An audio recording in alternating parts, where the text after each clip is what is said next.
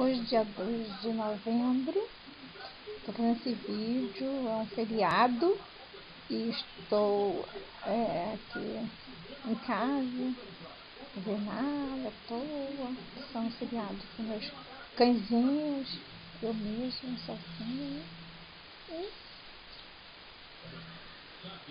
vendo novela, vendo Face e fazendo esse vídeo para guardar de recordação. Muito bom, porque vai ficar para a posteridade, ficar para as pessoas que vão verem futuramente, né? Com meus cãezinhos, Pigmeu, eu e eles. Pigmeu, Albino, Pigmeu, Albino e a Loura.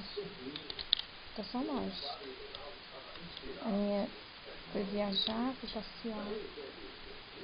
Então eu e eles.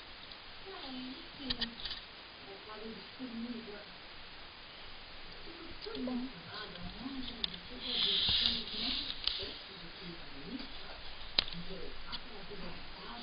Hoje está mais quente, mais calor.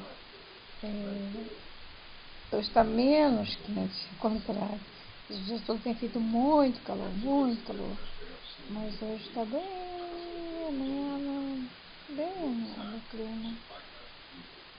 Assim, bom para dormir porque está fresco, não está aquele calorão abafado, que as pessoas estão aguentando, suportando aquele calor. Mas hoje está bem fresquinho, bem agradável.